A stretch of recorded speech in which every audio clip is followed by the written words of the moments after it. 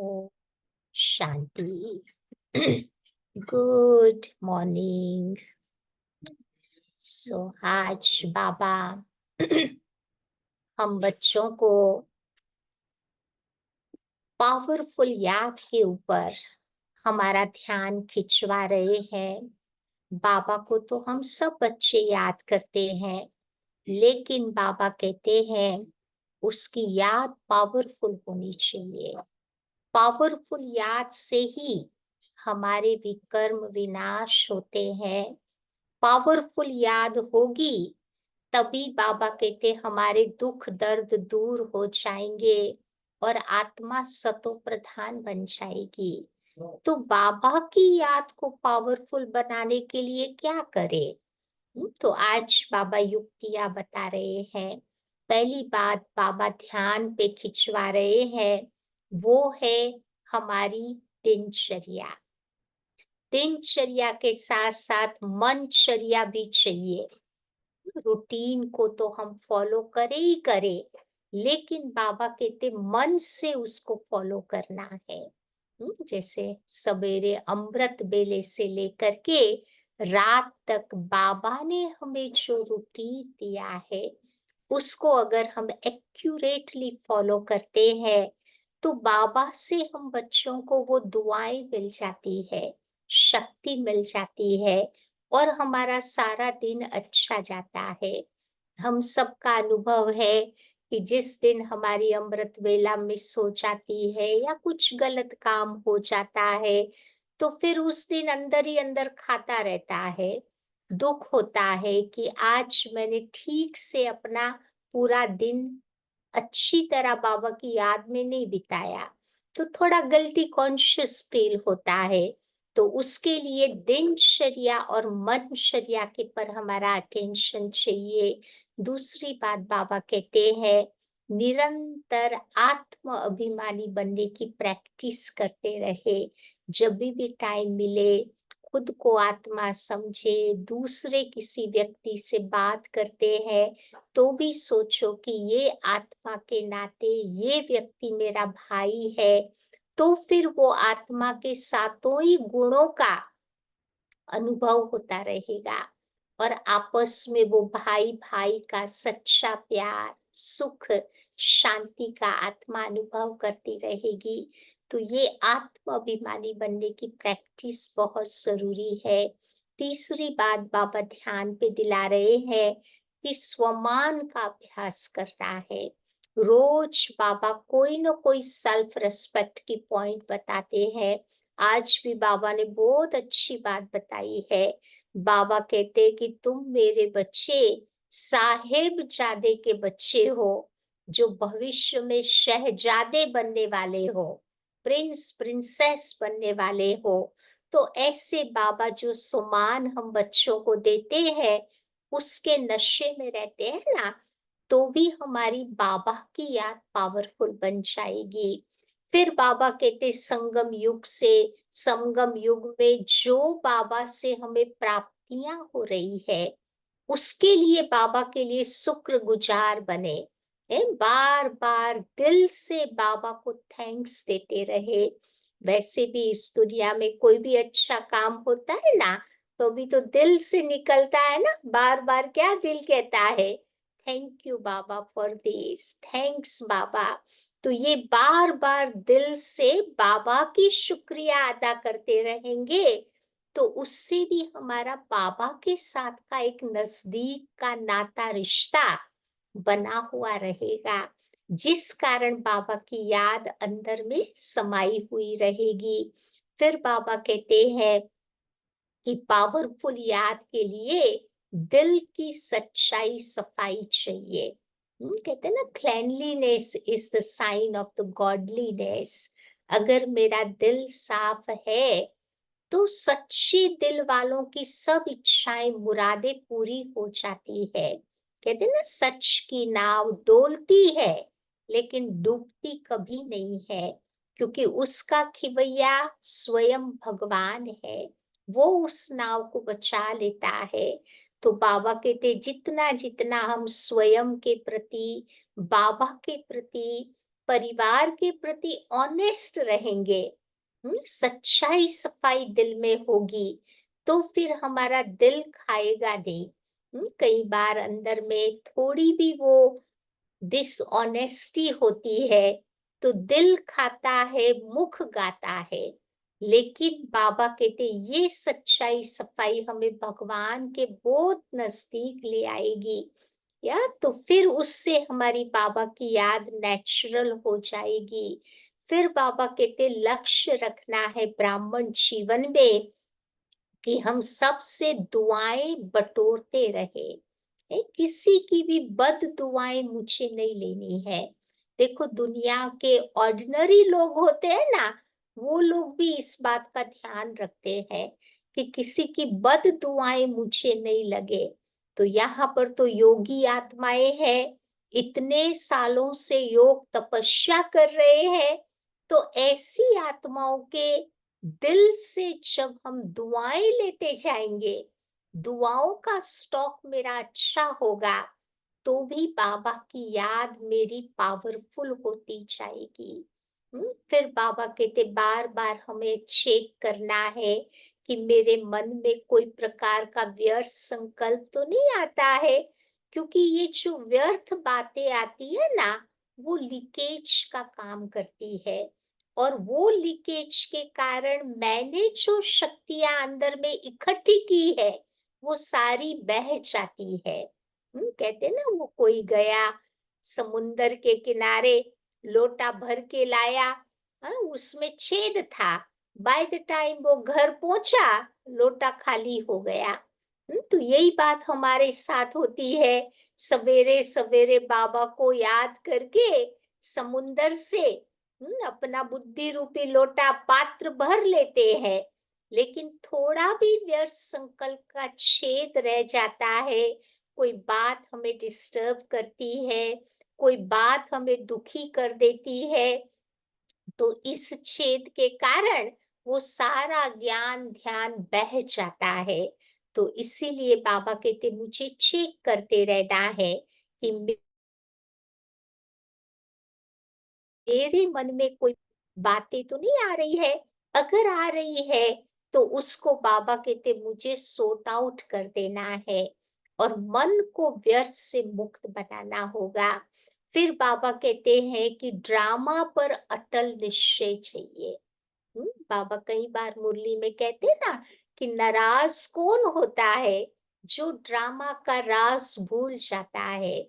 तो ड्रामा मेरी बुद्धि में पक्का है कि इस ड्रामा में कुछ भी गलत नहीं हो रहा है। चलो कोई व्यक्ति ड्रामा अनुसार करता है, राइट करता है, तो वो राइट है। लेकिन अगर वो गलत भी कर रहा है तो भी राइट है।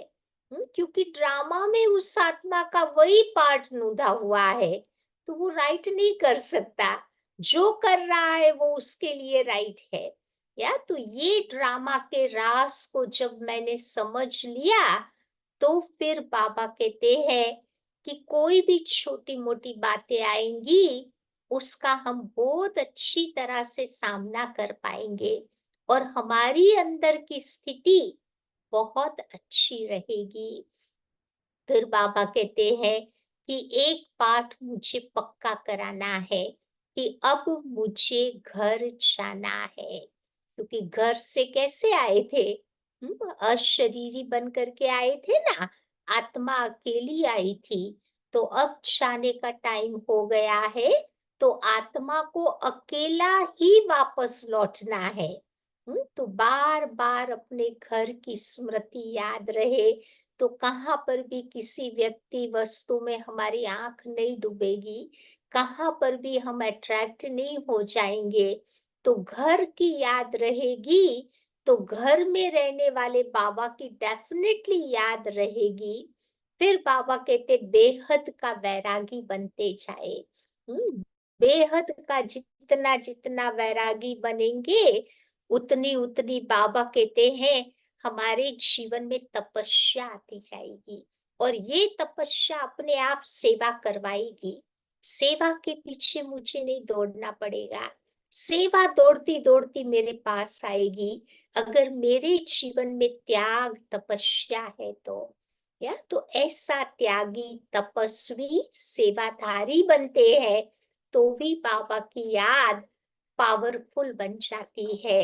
तो आज बाबा उसके ऊपर हमारा ध्यान खिंचवा रहे हैं कि कैसे भी करके मुझे याद की यात्रा को पावरफुल बनाना है, ताकि मेरे विकर्म भस्म हो जावे और हम बाबा के साथ अच्छी तरह से अपने घर चले। तो आइए सुनते हैं, आज की बाबा की मुरली है 12 जुलाई की। बाबा कहते हैं, मीठे बच्चे, तुम्हें साहेब जादे सो शहजादे बनना है। अभी साहेब जादे, साहेब के बच्चे हैं ना, फिर जाकर के शहजादे, प्रिंस प्रिंसेस बनेंगे। इसीलिए याद की यात्रा से अपने विकर्मों को भस्म करो। आज का प्रश्न है, किस एक विधि से तुम्हारे सारे दुख दूर हो जाते हैं? कौन सी विधि से? तो बाबा कहते हैं, तुम बच्चे जब अपनी नजर बाप की नजर से मिलाते हो, तो नजर मिलने से तुम्हारे सारे दुख दर्द दूर हो जाते हैं। क्योंकि अपने को आत्मा समझकर बाबा को याद करने से तुम्हारे सारे पाप कट जाते हैं। तो यही तुम्हारी याद की यात्रा है। तुम देह के सब धर्मों को छोड़कर बाबा को याद करते हो, जिससे तुम्हारी आत्मा सतो प्रधान बन जाती है और तुम सुख धाम के मालिक बन जाते हो। ओम शांति। शिव भगवान वाच, अपने को आत्मा समझ करके बैठो।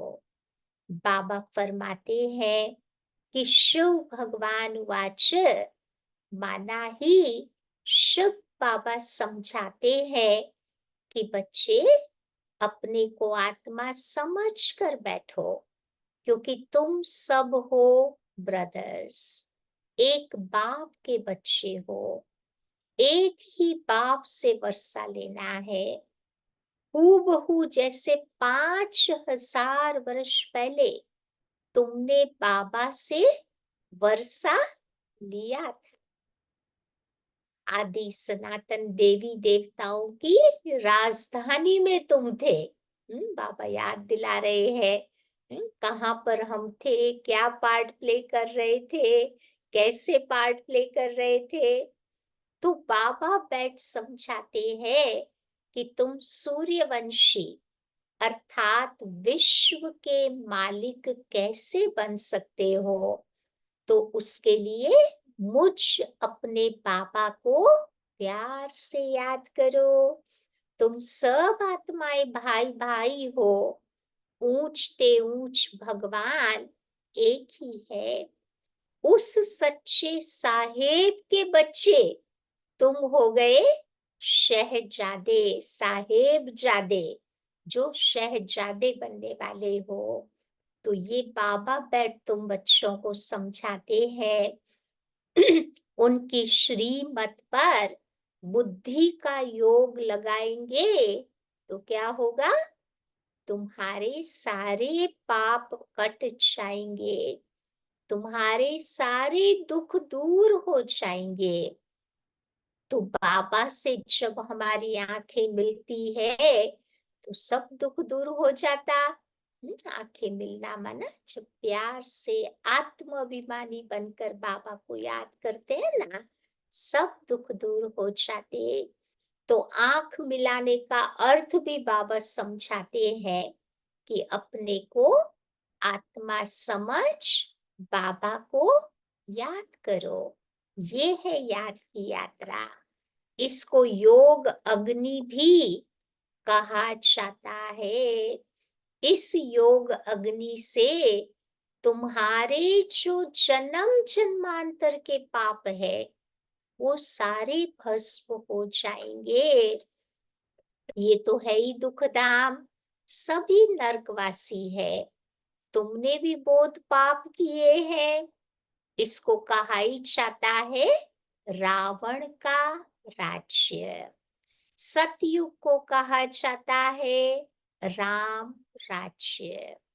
तुम बच्चे ऐसे समझा सकते हो। भल कितनी भी बड़ी सभा बैठी हो, लेकिन भाषण करने में कोई हर्जा नहीं है। कहाँ पर भी बाबा का ज्ञान सुनाना है ना, तो बाबा कहते एकदम निर्भय होकर के सुनाना है। क्योंकि बाबा कहते हैं बाबा का ज्ञान सुनाने में, भाषण करने में कोई हर्जा नहीं है। जो इंटरेस्टेड होंगे वो तो सुनेंगे, जिनको नहीं इंटरेस्ट है वो नहीं सुनेंगे। लेकिन बाबा कहते हमें बाबा की याद में सुनाते रहना है। शिव भगवान वाच्य है कि हम सब आत्माएं उनकी संतान है। हम सब आपस में ब्रदर्स है। बाकी श्री कृष्ण की कोई संतान थे ऐसे नहीं कहेंगे। न कोई उसको इतनी रानियां थी। 16,108 रानियां कहते ना, श्री कृष्ण की इतनी रानियां थी। कैसे होंगी? देखो आज की दुनिया में भी अलाउड नहीं है। तो वहां कैसे होगी? श्री कृष्ण का तो जब स्वयंवर होता है तो उसका नाम बदल जाता है। हाँ, कहेंगे कि लक्ष्मी नारायण के भी बच्चे थे। राधे कृष्ण स्वयंवर के बाद कहलाते हैं लक्ष्मी नारायण। क्योंकि सतयुगी दुनिया में एक ऐसी सिस्टम होती है कि शादी के पहले नाम अलग, शादी के बाद उनका नाम बदल जाता। जैसे सीता का पहले का नाम था जानकी, शादी के बाद सीता पड़ा। ऐसे लक्ष्मी नारायण बचपन में कहलाते थे राधे कृष्ण। तो बाबा कहते उनकी भी डिनेस्टी चलती है। तुम बच्चों को अब माम एकम याद करना है।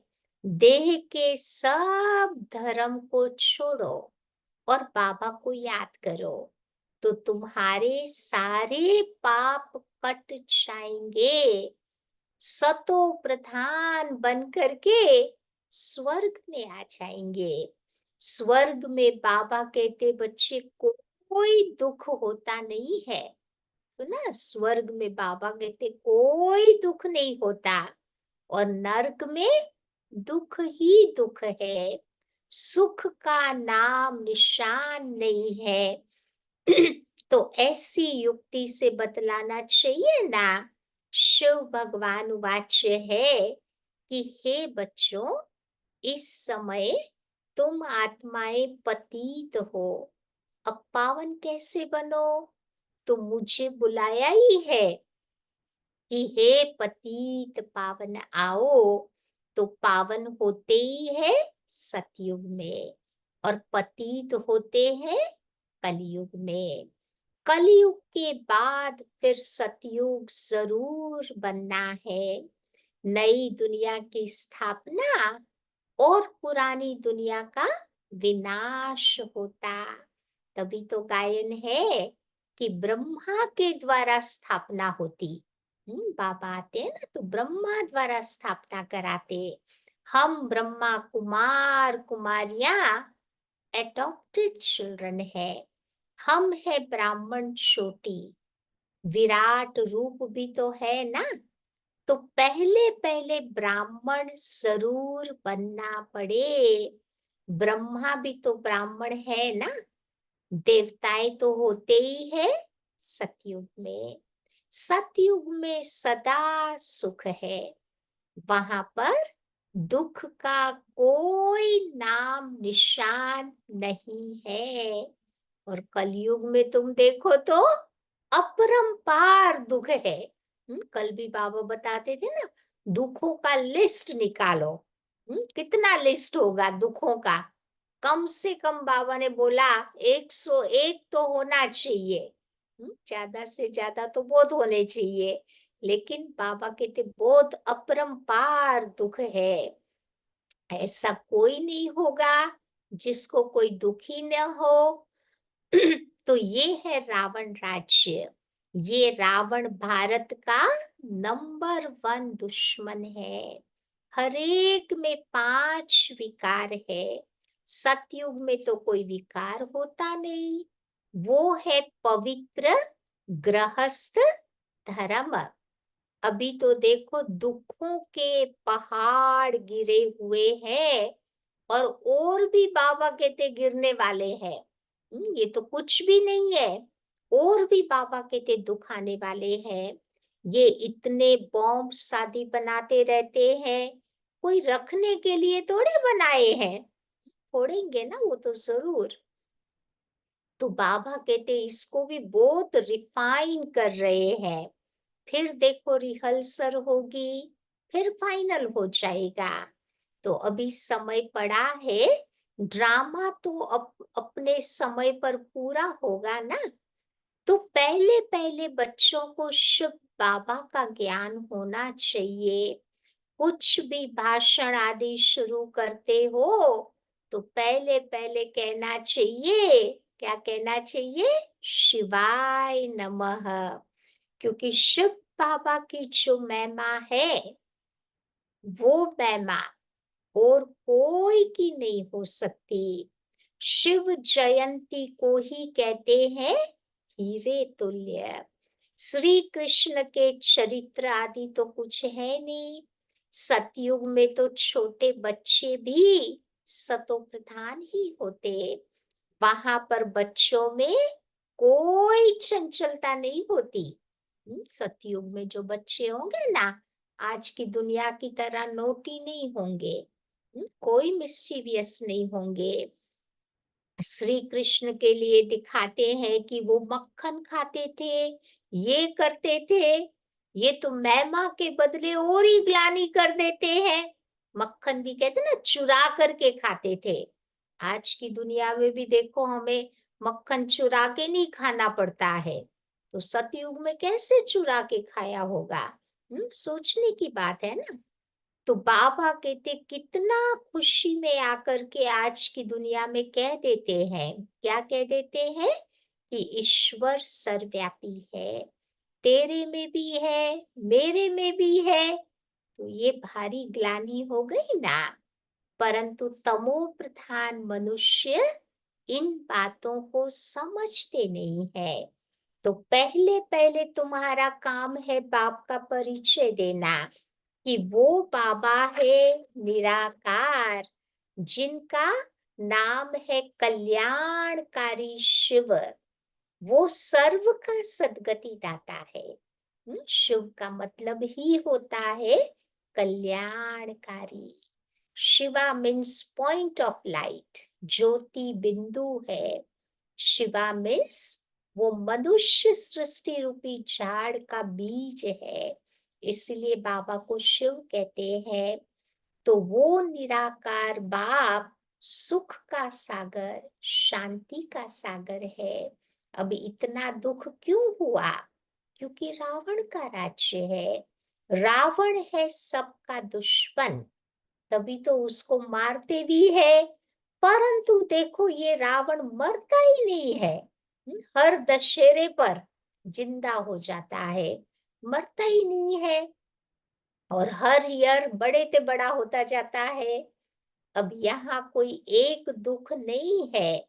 आज की दुनिया में अपरंपार दुख है। और सतयुग में होता है अपरंपार सुख। 5000 वर्ष पहले बेहद के बाप के बच्चे बने थे। और ये वर्षा तुमने बाबा से पाया था। तो शिव बाबा आते हैं जरूर। कुछ तो आकर के करते हैं ना। इतना दूर से बाबा आते हैं। आकर के कुछ तो काम करते हैं ना। कितना बड़ा भारी काम करते हैं। पूरी कलयुगी दुनिया को ही हेवन बना देते हैं। तभी तो बाबा को कहते हैं ना, हेवनली गॉड फादर। तो एक्यूरेट बाबा काम करते हैं, तब तो उसकी इतनी महिमा गाई जाती। तभी तो शिवरात्रि कहते हैं। फिर कृष्ण की रात्रि भी मनाते हैं, जन्माष्टमी बोलते हैं ना। अब शिवरात्रि और श्री कृष्ण की रात्रि को भी समझना चाहिए। शिव बाबा तो आते ही है बेहद की रात में। श्री कृष्ण का जन्म तो होता है, कब होता है? दुनिया वाले तो मिडनाइट मनाते हैं ना, लेकिन हकीकत में कृष्ण का जन्म कब होता है? हम्म, अमृत बेले होता, न कि रात्रि को। संगम युग में उसका जन्म है। संगम युग को अमृत वेला कहा जाता। शिव की रात्रि मनाते हैं, परंतु उसकी कोई तिथि तारीख नहीं है। कोई तिथि तारीख नहीं कि एग्जैक्टली बाबा की पहले पहले पधरामणी कब हुई, किसी को नहीं पता। श्री कृष्ण का तो जन्म होता है अमृत बेले। तभी तो अमृत बेला सबसे देखो शुभ मुहूर्त माना जाता है। वो लोग तो कृष्ण का जन्म 12 बजे मनाते हैं, परंतु वो प्रभात तो नहीं हुई ना। रात को 12 बजे कोई सवेरे का टाइम नहीं कहेंगे। प्रभात तो कहा जाता है सवेरे 2-3 बजे को। वही टाइम पर स्मरण करते हैं। बाबा कहते हैं अमृत बेला 12 बजे को नहीं कहा जाता, उस समय तो वातावरण खराब होता। बाबा कहते 3-4 बजे का समय अमृत बेला है। उस समय उठ करके मनुष्य भक्ति करते हैं। तो ये टाइम तो मनुष्यों ने बनाए हैं, परंतु वो कोई समय है नहीं। तुम बच्चे श्री कृष्ण की बेला निकाल सकते हो, लेकिन शिव बाबा की बेला नहीं निकाल सकते। क्योंकि बाबा को तो 36 से साक्षात्कार होने शुरू हो गए थे। या तो एग्जैक्ट नहीं बता सकते कि बाबा पहली बार कब आया, लेकिन कृष्ण का टाइम तो बता सकते हैं। तो बाबा कहते ये तो खुद आकर के तुम बच्चों को समझाते हैं। तो पहले पहले महिमा बतानी है शिव बाबा की। गीत पिछाड़ी में नहीं, पहले बजाना चाहिए। शिव बाबा सबसे मीठा बाबा है ना, क्योंकि बाबा से तुम बच्चों को बेहद का वर्षा मिलता।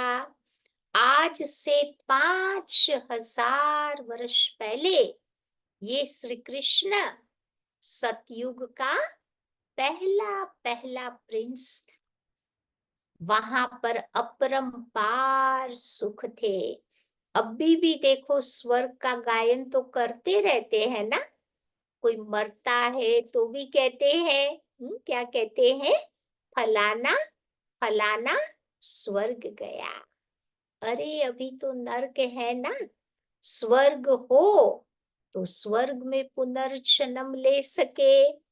तो समझाना चाहिए कि हमारे पास तो इतने वर्षों का अनुभव है, वो सिर्फ 15 मिनट में आपको नहीं समझा सकते।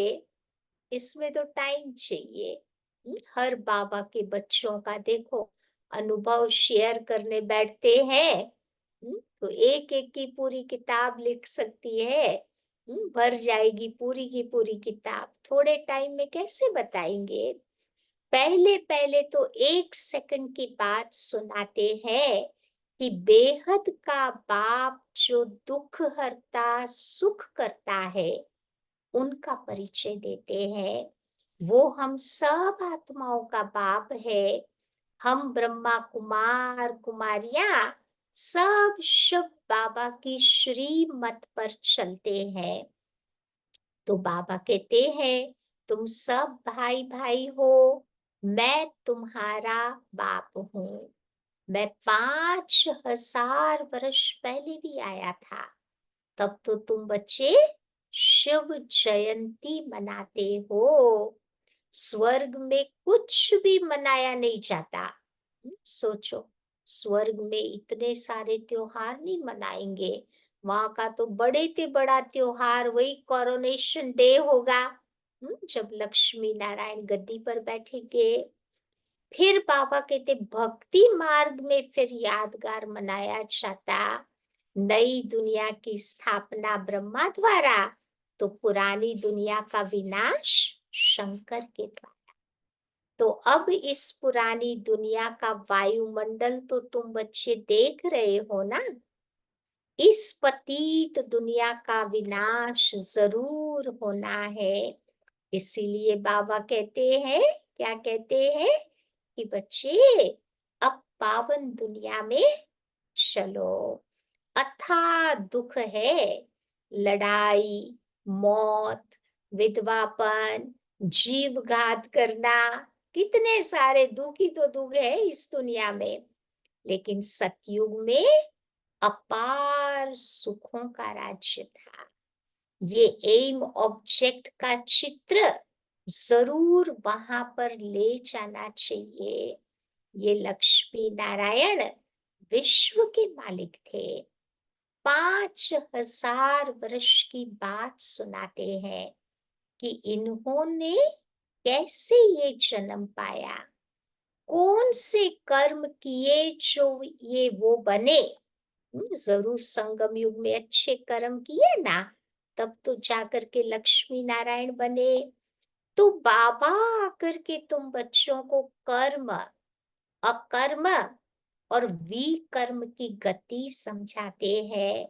सतयुग में तुम्हारे कर्म अकर्म हो जाते। यहाँ रावण राज्य होने के कारण क्या होता, जो भी कर्म करते हैं ना विकर्म बन जाता। क्योंकि विकारों के वशीभूत होकर के कर्म करते हैं ना, तो विकर्म बन जाता।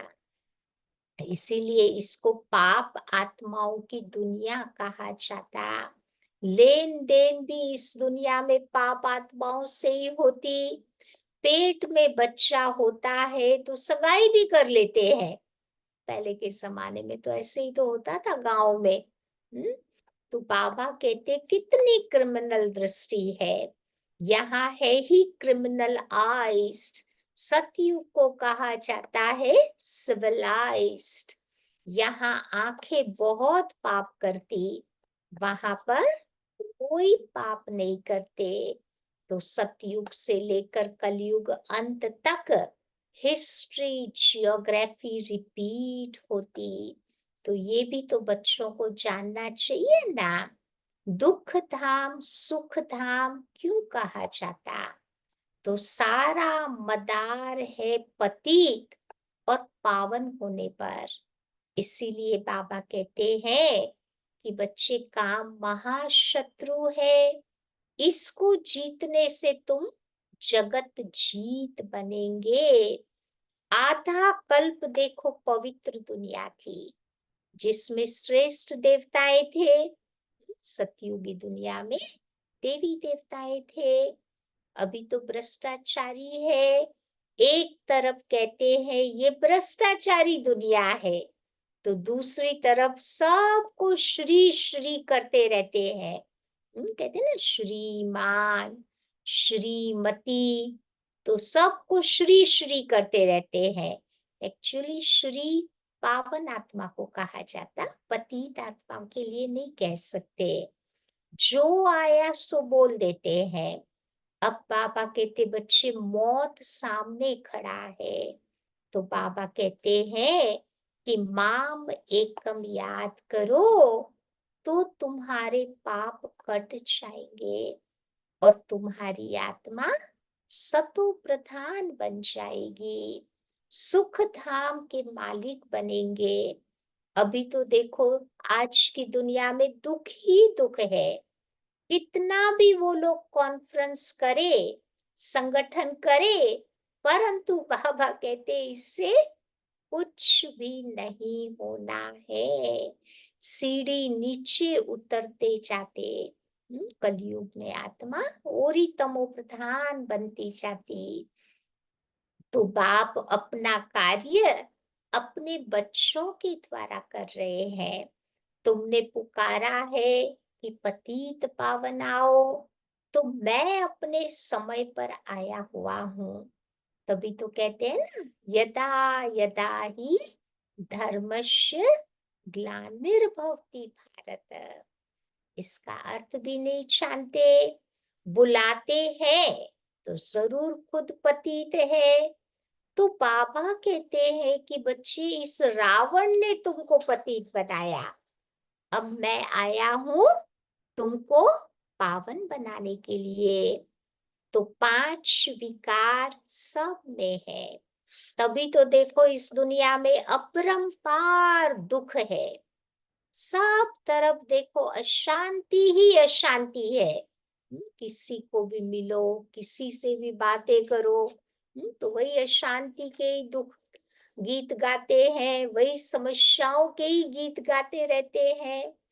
अब तुम बिल्कुल तमो प्रधान पाप आत्मा बन जाते हो, तब मैं आता हूँ, जो मुझे सर्वव्यापी कहकर मेरा भी अपकार करते हैं। ऐसे ऐसे पर भी मैं आकर उपकार करता हूँ। तुम मुझे निमंत्रण कैसा देते हो? कैसा निमंत्रण बाबा को दिया? बाबा को कहा कि इस पतित रावण की दुनिया में आओ। अब नई दुनिया में तो बाबा आता नहीं है, कहाँ तो बुलाना पड़ेगा ना।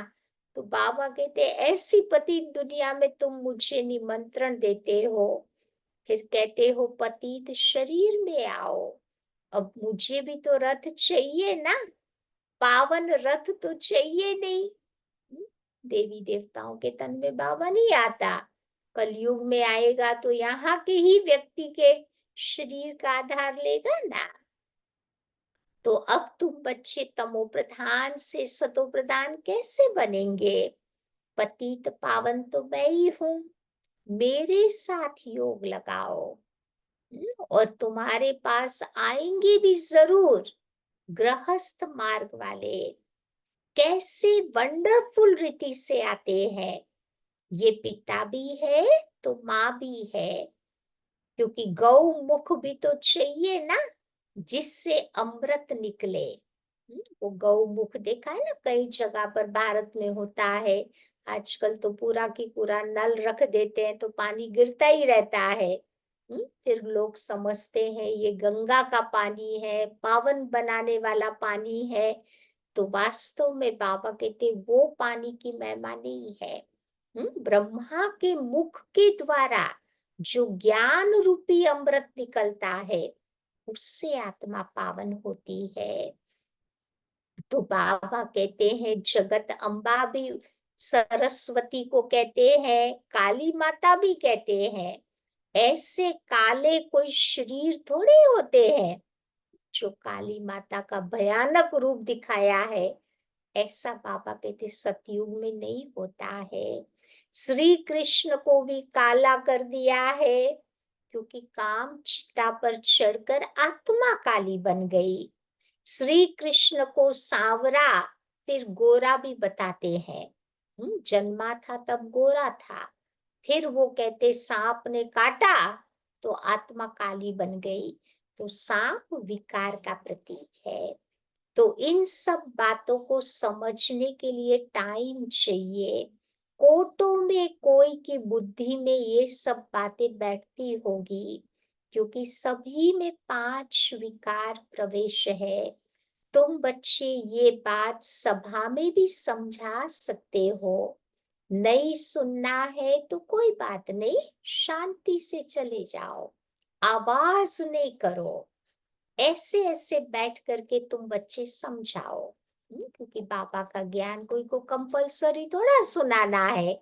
इंटरेस्ट है तो सुने, नहीं सुनना है तो कोई बात नहीं, शांति से चले जाओ। अभी तो अपार दुख है। बाबा कहते बच्चे और भी दुख के पहाड़ गिरने हैं, और भी बड़ी बड़ी बातें आने वाली है। हम बाबा को रचना को जानते हैं, तुम तो किसी का भी ऑक्यूपेशन नहीं जानते हो। बाप ने भारत को पैराडाइज कब और कैसे बनाया था, ये तुम नहीं जानते हो। आओ तो हम समझाए, 84 जन्म कैसे लेते हो। तो 7 दिन का कोर्स लो, तो तुमको 21 जन्म के लिए पाप आत्मा से पुण्य आत्मा बना देंगे। तो 7 दिन का कोर्स बाबा कहते उसके लिए जरूरी है। अच्छा, मीठे मीठे सिकिलधे बच्चों प्रति मात पिता बाप दादा का याद प्यार, गुड मॉर्निंग। रूहानी बाप की रूहानी बच्चों को नमस्ते, और रूहानी बच्चों की रूहानी बाप को नमस्ते। धारणा की पॉइंट, पहली बात बाबा बताते हैं, कर्म अकर्म विकर्म की गुह्य गति जो बाबा ने समझाई है, वो बुद्धि में रख, पाप आत्माओं से अब लेन देन नहीं करनी है। हमारा पैसा बाबा कहते पाप आत्माओं को नहीं देना है। हमने किसी को पैसा दिया, उसने जाके शराब पी ली, मीट खा लिया, तो बाबा कहते उसका पाप हमारे पर भी तो चढ़ेगा ना, आधा हमारा शेयर हो जाएगा। दूसरी बात, श्रीमत पर अपना बुद्धि योग एक बाबा से लगाना है, सतो प्रधान बनने का पुरुषार्थ करना है, दुख धाम को सुख धाम बनाने के लिए पति से पावन बनने का पुरुषार्थ करना है, क्रिमिनल दृष्टि को बदलना है। आज का वरदान है, नॉलेजफुल बन, सर्व व्यर्थ के प्रश्नों को यज्ञ में स्वाहा करने वाले निर्विघ्न भव। जो काम की बात नहीं है उसको बाबा कहते यज्ञ में स्वाहा कर दो, जो बाबा ने आके रचा है ना। जब भी कोई विघ्न आते हैं तो क्या, क्योंकि अनेक प्रश्नों में चले जाते हो, प्रश्न चित बनना अर्थात परेशान हो जाना। जितना ज्यादा प्रश्न करेंगे ना, उतने बाबा कहते ज्यादा परेशान हो जाएंगे। नॉलेजफुल बनकर यज्ञ में सर्व व्यर्थ प्रश्नों को स्वाहा कर दो, तो आपका टाइम बचेगा, दूसरों का भी टाइम बच जाएगा। इससे सहज ही निर्विघ्न बन जाएंगे। तो निश्चय और विजय जन्म सिद्ध अधिकार है। इस शान में रहो तो कभी भी परेशान नहीं होंगे। आज का स्लोगन है, सदा उत्साह में रहना और दूसरों को उत्साह दिलाना, यही आपका ऑक्यूपेशन है। समझा? कौन सा काम बाबा ने दिया है हमें? खुद भी उत्साह में रहना है, दूसरों के अंदर भी उमंग उत्साह बढ़ाना है। आज की अव्यक्ति पॉइंट है, संगठन में दूसरों की गलती को अपनी गलती समझना, ये है संगठन को मजबूत करना। और ये तब होगा जब एक दूसरे में फेथ होगा, विश्वास होगा। इसमें समाने की शक्ति भी जरूर चाहिए। देखा और सुना, उसको बिल्कुल समाकर वही आत्मिक दृष्टि और कल्याण की व एक दूसरे के प्रति रहम की भावना रहे, तब कहेंगे परोपकारी आत्मा। जैसे घर में घर की बातों को समा लेते हैं ना, फैलाते नहीं है, ऐसे बाबा के परिवार में भी चलो कभी कोई ऐसी बात दिखाई भी देती है तो रहम की भावना से उसको समा लेना है। ठीक है? तो आज क्या ध्यान रखेंगे सारा दिन? जो बाबा ने बोला ना, याद हमारी पावरफुल रहे। बाबा की पावरफुल याद में रह करके अपने दुख दर्द को खत्म करेंगे, विकर्मों का विनाश करेंगे और आत्मा को सतो प्रधान बनाने का लक्ष्य रखेंगे। समझा? तो चलो 2 मिनट के लिए बाबा को याद करते हैं।